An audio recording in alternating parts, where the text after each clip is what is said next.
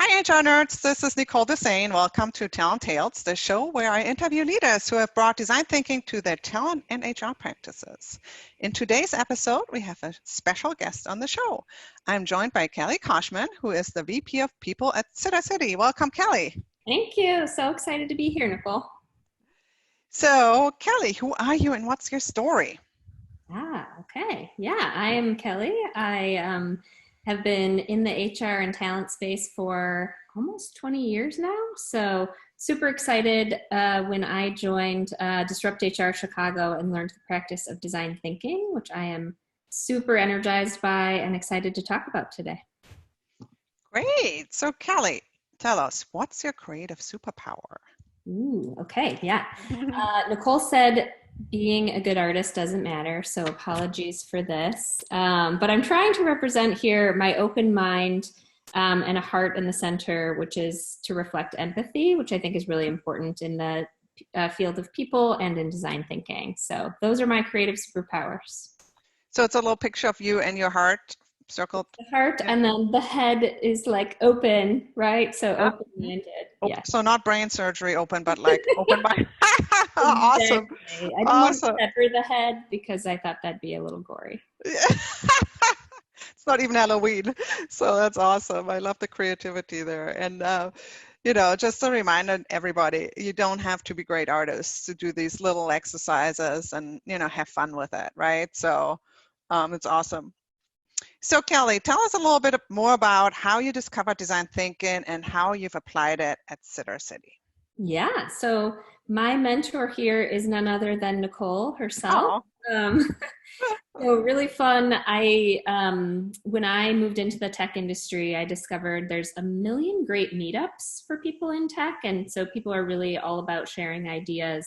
And Disrupt HR was one of the events that I found. And certainly it doesn't only serve tech, but there are a lot of tech folks there. And in that practice, we would do a design thinking hackathon. And so every time in doing that, I kind of learned how to facilitate and to bring that into my practice at Sittercity. So we've done several design thinking exercises now, and I think it is always super energizing. And we specifically have a consistent practice of doing them following our inclusion survey, which we launched through Culture Amp. Mm-hmm. Yeah, so two things I want to talk about. So HR Hackathon is HR Hackathon Alliance, and we're actually in 5 cities. So Chicago's the first one. We are also in Dallas, Denver, Atlanta, and we just kicked off LA. So for you guys, yes, woo! For you guys who are interested in attending one of these ideation sessions, in those cities, if you want to host one in a new city, let me know. So want to dive in on a little bit what you mentioned around diversity, because I know so you've applied HR hackathons / design thinking to diversity and inclusion at Sittercity. Can you tell us a little bit more how you've done it, what you've seen, how has it worked, what's been the response, and just talk us through a little bit. Yeah, sure. So I can talk about the first time we did it. As I mentioned, we always start with data. So we launch an inclusion survey. And then from that, we take a look at the data and pick one area to deep dive into. So our last one was, I can voice a contrary opinion without fear of negative consequences. And we noticed that the score for that question was much lower for women. And we are 60% women, 40% men. We have 50% women at the leadership team level. So we were like, that is not acceptable. Let's do a deep dive into that and figure out how can we change this. And so we did a design thinking exercise. We broke the whole company out into small groups, and team members from our diversity, equity, and inclusion team facilitated those small groups. And I'm so excited to report that our retest or our next survey data, we improved by 10 points on that score. And that was really due to one of the prototypes that came out of design thinking, which was to have a community contract in each of our conference rooms. So from that prototype, we fleshed it out, and now those are in every conference room, and they really remind people to, notice their own behavior in a meeting and lean in if they're one that doesn't typically contribute try to, hold back and let others contribute if you tend to dominate conversations. And really other commitments like make sure to follow up with someone within 24 hours if something said bothered you, or agree to let it go, and always go to the source. We don't want gossip and things flowing through many levels of people and getting twisted. So that is super exciting outcome, is that we improved our score by 10 points from that design thinking exercise. Mm-hmm. So community contract sounds like a sort of meeting guidelines that you created. Is that correct? Yeah, it's meeting norms, and really it's everyone's responsibility to hold each other accountable. And it's awesome because people are always like saying, hey, can we take a minute at the beginning of a meeting to refresh ourselves with our community contract? Or we have some new people in the room, let's remind ourselves. And people really embrace it. And it also encourages you to play devil's advocate. So we don't want just groupthink. We want people to challenge and have healthy debate and constructive debate. So it does all of those things. Mm-hmm. So how have you, so it sounds like, so you use data to get initial insights, and then use hackathons to ideate, it sounds like, by inviting employees into the ideation, or how did that work? Yeah, so we actually have a catered team lunch every Wednesday, and we will do like a boxed lunch and then immediately break out into small groups. The most recent design thinking exercise we did in 1.5 hours, where people are eating, ideating, and prototyping, and then coming back together at the end to do their 30-second elevator pitch with a newsflash template, and then do sticker voting right away. And so you said you prototyped the community guidelines. How did you prototype that?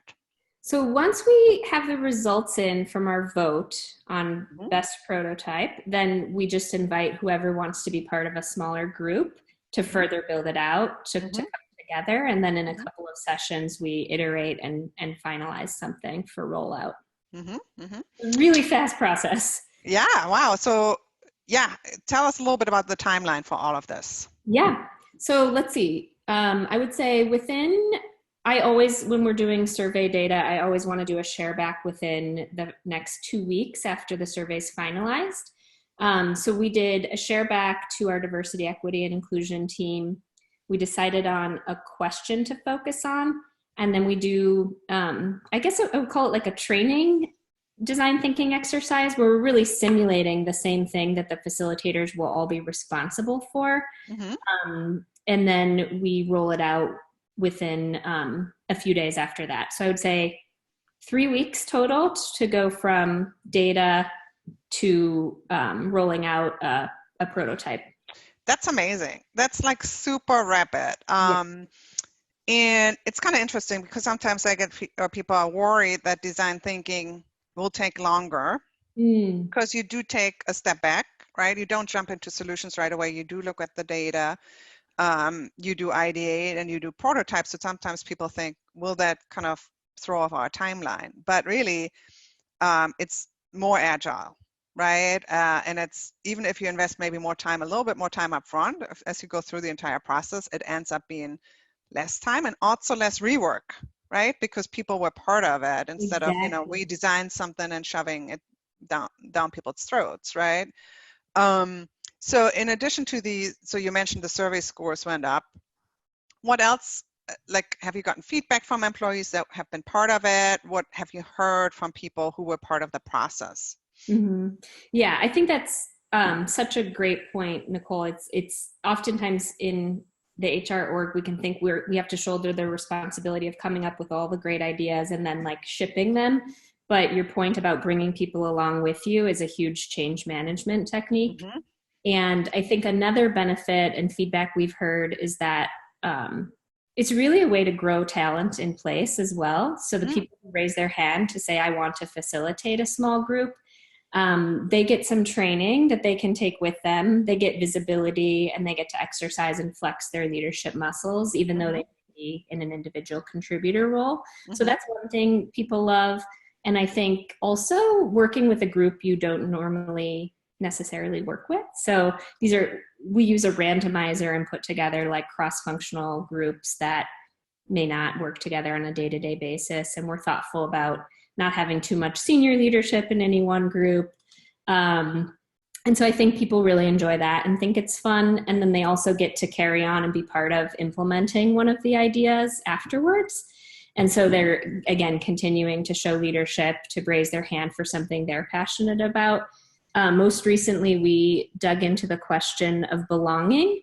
So our most recent survey results, and we explored the question, how might we increase the sense of belonging at Sittercity? Mm-hmm. And one of the ideas that we're prototyping, it's just so fun, is doing Sittercity TEDx, where you can't talk about work, but like an idea worth spreading. So it's really like, how do we show more of who we are, share our passions, and like be creative about presenting an idea, and practice getting in front of a group of people, practice talking in front of a group, practice having visuals. So tons of fun comes out of this, and people feel really energized and empowered, which I think then translates back to the everyday work.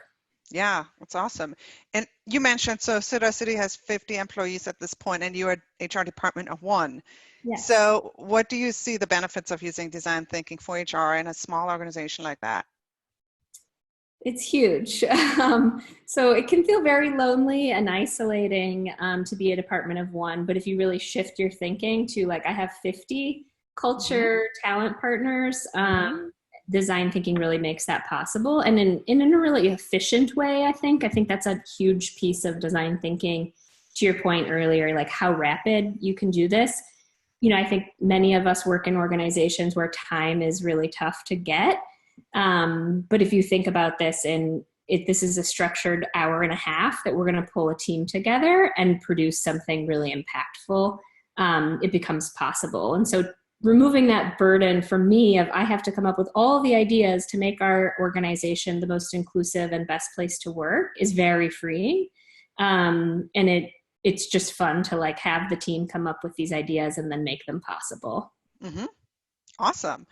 I just want to remind everybody, please put your questions for Kelli in the chat and we'll get to them at the end of the interview. So people are usually curious also about barriers. So as you brought design thinking to the organization, what barriers maybe did you encounter initially, and how did you overcome them? I think fear is always one of the biggest barriers. So when you're starting or trying something new, it's like, oh, how is this going to go? Like, will this work? But I think in just learning design thinking facilitation, you just kind of embrace like agility, and whatever is going to happen and just go into it with a mindset of fun. So I think that, and like I already mentioned, time, taking a whole organization's time can feel impossible, I think.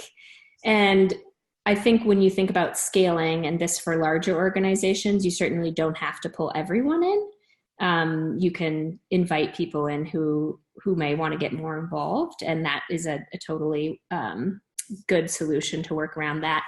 I don't think I had a lot of other barriers other than like getting facilitators. That's another one, but I think if you practice, that was the learning that I had.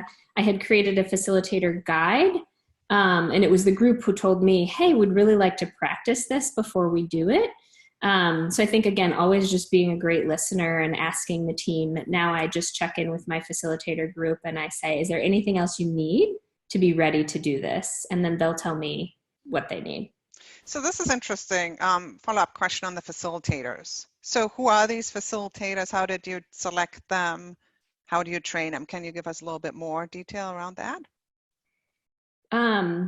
They're usually volunteers, although I did pull in a couple people from product who naturally do this kind of thing in the nature of their role. But people raise their hand and they say, I'll do it. So they're largely from our diversity, equity, and inclusion team. And I think they really like getting the practice. And so creating a facilitator guide, which gives everything they need in a slide deck to run the program in a very time-oriented way, and then running through an actual design thinking exercise on the question that they'll be facilitating on. And I think that helps too, because then they can help a group that's stuck kind of get unstuck or help with themes. And really that's all they need to be ready to roll. And then how do you organize this? Are they like self-organized? So whenever they invite people and do like a hackathon, or is it like, Tuesday at 10 a.m. we all the facilitators get together and do a hackathon, and then what comes out of that, we move to the next phase? How do you logistically manage Yeah. this? I never thought about just like having groups do it on their own time. So we do the facilitated organization of the whole group Mm-hmm. doing it all together. Mm-hmm. And the nice thing about that is that we all come back together to share the ideas real time. So at the end of that hour and 20 minutes, you're all coming together. Everybody's got energy. They're excited to share their idea and pitch it. And then we vote right away. So I think I like the orchestration of everyone at the same time, because then you get that whole org energy flowing. Yeah. Very cool. Tell us a little bit, what's your favorite design thinking resource or hack? I think one we just piloted this last go round is called Miro. And that was great to incorporate our remote team members. So we put all our remote team members in one group and invited them all to a Miro board, which is a tool where you can create little cute post-it notes in different colors. And then the facilitator can group them together, can write on the board, and then you can do your news flash right in that template. So that was cool. We had not used that tool before, and I think it helped our remote group feel kind of more connected and part of it. Yeah. So just to clarify for the people on the call who might not know it, so Miro and Mural and others, there's various tools that you can use to facilitate remote design thinking sessions. So think, post-it notes, but on a virtual flip chart. Yeah. That was super cool. Yeah. Very cool. Yeah, so have you done that once, or? Yeah, that was the first time we piloted that. Mm-hmm. And that was a suggestion that came out of our product team. Yeah, that's great. So you do that at the same time that the other groups do it, and the virtual team just uses the virtual tool. Yeah, so they're in their own hangout, working together on Miro in the same project. Very cool. Yeah. So in summary, and again, please put your questions in the chat. Anything you want to know from Kelli, now is the time. So before we jump into questions, what tips do you have for those who want to get started with human-centered design and applying it to human resources? Yeah, I think go to one of the HR Hackathon Alliance events, take a course, and just empower yourself with the confidence to get started, and then start with a small group, right? Because I think that's the best way to get over the fear of doing something like this. Start with a small group and ask for a pilot and just see what happens. So apply sort of an experimentation mindset to this process. Yeah. And does that help, do you think? Because you mentioned fear initially as a barrier. Where does the fear come in, and how do you overcome that? Yeah, I mean, I think if you haven't done it before, it can be, it can feel like a lot to bring some new tool to the table and then be afraid it's not going to go well, or people aren't going to come up with ideas.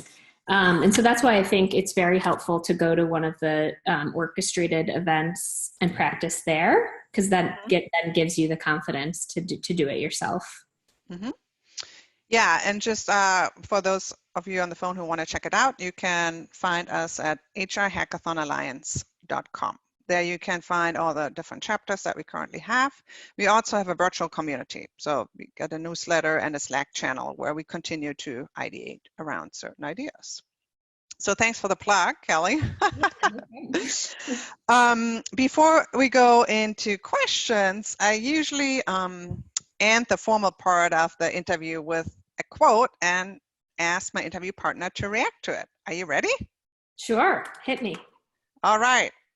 Quote, "Be curious. A good question can take you a lot farther than a quick answer," unquote. Jessie Lynn Stoner. I love that. I love that quote. I think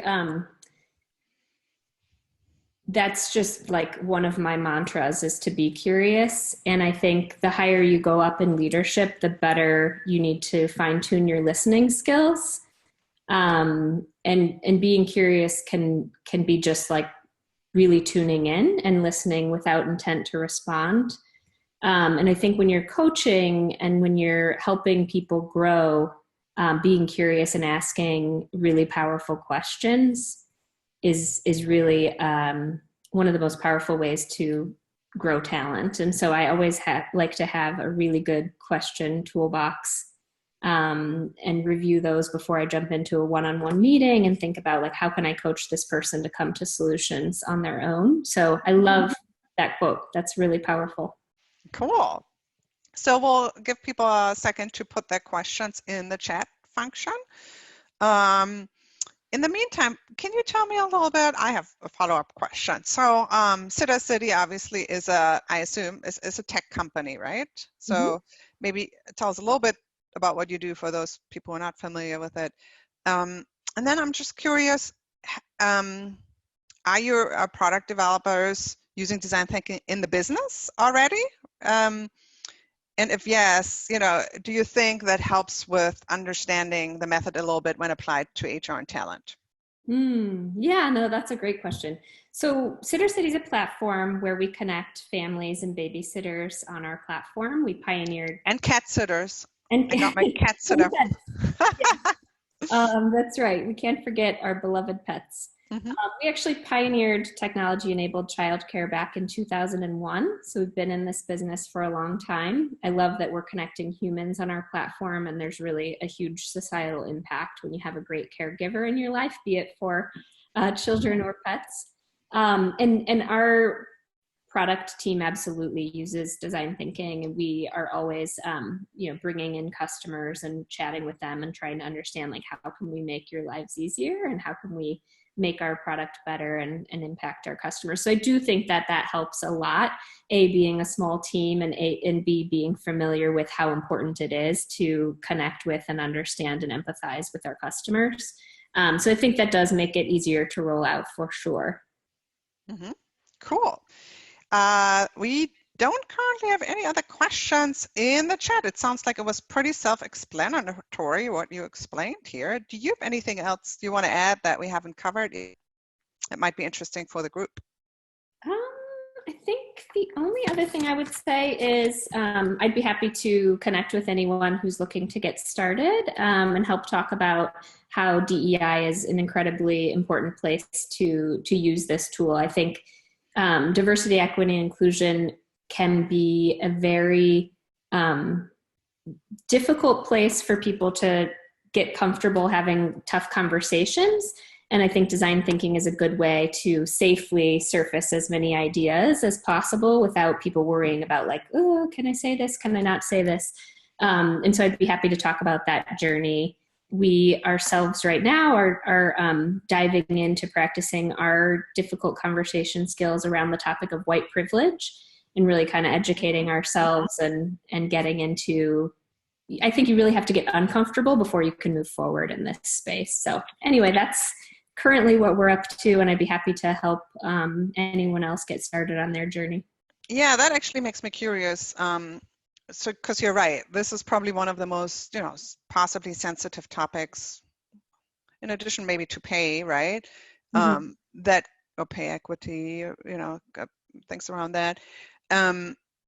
Maybe mental health. Yeah, there's a lot of topics that I think about it that are sensitive, right? But that's actually a good point. Do you think that just using the method and the structure of design thinking helps in making people more comfortable, or what have you observed in your journey? Especially, I mean, you dove in right into one of the, most sensitive topics really in HR with a method.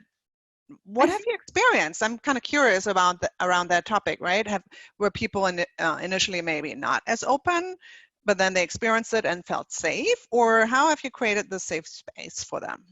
Yeah, I think that creating a safe space is a really good point, and I think partly that's what our community contract is designed to do. So reminding people and setting those conditions when we're diving into a tough conversation, and really also reinforcing that when we're talking about a topic like white privilege, we're talking as individual humans. We're not talking on behalf of the company, and so that's another aspect of setting a safe space. I think design thinking, you know, how we coach people, no idea is a bad idea, quantity over quality, it does make it a little bit faster to get ideas out on the table. And if you really embrace, we all have good intent here, we're gonna mess up, we're going to say the wrong thing sometime. I remember we had a lunchtime speaker talking about using pronouns. And if you get it wrong, you know, really just say oops and move on, that like dwelling on the mistake is not going to move us forward. And so just kind of learning some of those behaviors and embracing those and setting that safe space, I think really makes it possible to move forward. Great. Well, thank you so much. I think this is an excellent case of how we can apply design thinking to so many areas in HR, and this is certainly an important topic. So thanks for spearheading these efforts, and thanks for sharing them with us. And thanks to everybody for joining us, and hopefully we'll see you at a future Talent Tales. Yes, thank you so much for having me, Nicole. I really appreciate it. It's fun as always. Thank you. Bye. Bye.